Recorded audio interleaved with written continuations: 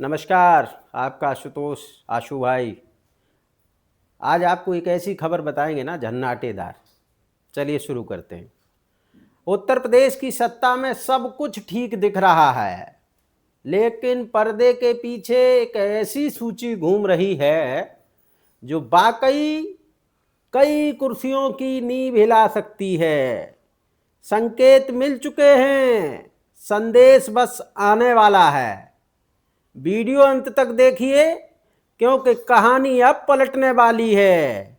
और शेयर जरूर कर देना मेरी खबर को, ये मैं आपको बता दे रहा हूं भैया, तो थोड़ा ना अपना बाजू मजबूत होती है। उत्तर प्रदेश में मंत्रिमंडल का विस्तार कब होगा, कैसा होगा, क्यों होगा, ये तमाम सवाल अपनी जगह हैं, लेकिन इन सब सवालों के पीछे भी बड़ी अब एक खबर सामने आ चुकी है। वह खबर है कि कौन कौन उत्तर प्रदेश मंत्रिमंडल से जाएगा और कौन कौन आएगा। अगर मैं आपसे कहूं कि वह सूची मेरे हाथ लग चुकी है, तो इसमें कोई हैरानी नहीं होनी चाहिए, क्योंकि यह सच है कि राजनीति में हमेशा दो शब्द सबसे ज्यादा मायने रखे जाते हैं, एक संकेत और दूसरा संदेश। संकेत हम आपको दे रहे हैं और संदेश सरकार आपको देगी। आज हम आपसे जिस सूची के बारे में बात करने जा रहे हैं, वह सूची तकरीबन 2 महीने पहले तैयार की गई थी। इस सूची में उत्तर प्रदेश सरकार के कैबिनेट मंत्री, राज्य मंत्री और कुछ चुनिंदा सांसदों को रखना था। समझ जाएंगे, पूरी बात ध्यान से सुनिए।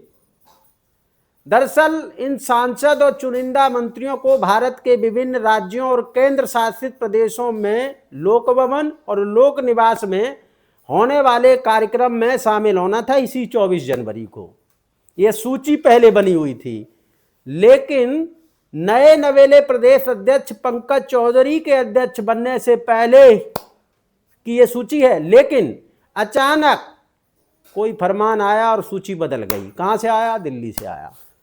क्या आया? परिवर्तन होगा। अब जो नई सूची तैयार हुई है, उसको लेकर यह दावा किया जा रहा है कि इस सूची में वही लोग शामिल हैं ज्यादातर जिन्हें नए मंत्रिमंडल में शामिल किया जाना है। देखिए, अब हम आपको नाम भी बता देते हैं। सबसे प्रमुख नाम हम आपको बता देते हैं।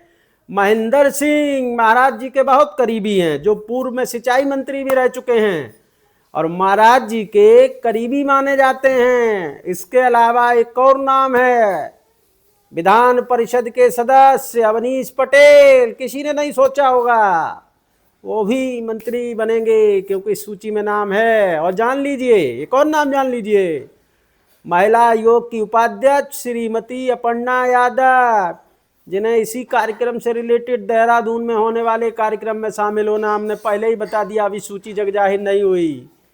नाम तो और हैं, काफ़ी हैं, लेकिन राजनीति में हर पत्ता ना एक साथ नहीं खोला जाता है।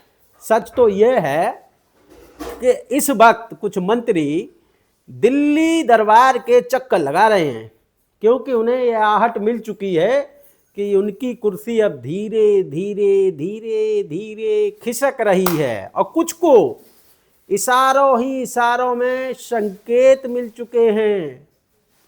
और आपको एक बिल्कुल सही बात बताएं, भरोसा करना मेरी बात का, क्योंकि मैं हवा में बात नहीं करता हूँ। आप देखो, सोर्स तो अपने बताऊंगा नहीं। कुछ मंत्रियों के प्रमुख सचिव के कान में कू कर दी गई है। कू मतलब समझे, आप खुद ही समझ रहे होंगे कि आगे क्या होने वाला है। आनन फानन में सूची बदलना, नए नामों का सूची में आना, और इन सब की असल तस्वीर आपको 24 जनवरी को साफ साफ दिख जाएगी। क्योंकि उसी दिन भारत के विभिन्न राज्यों में ये कार्यक्रम होने हैं, जहां इन माननीयों को जाना है। और जैसे ही कार्यक्रम होंगे, सूची अपने आप सामने आ जाएगी।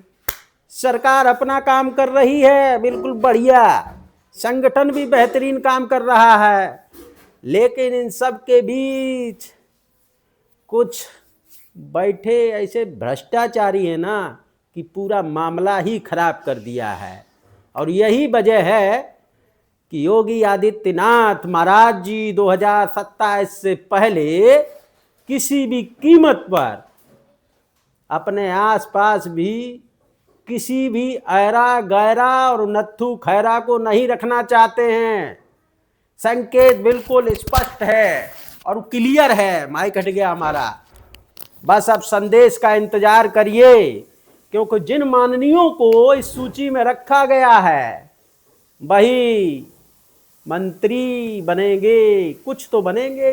भगवान का भाई तो मैं भी नहीं हूं। बताया ना, राजनीति में संदेश और संकेत दो ही होते हैं। खबर बढ़िया दूंगा, आप बने रहिए, शेयर करते रहिए। नमस्कार भैया, प्लीज शेयर।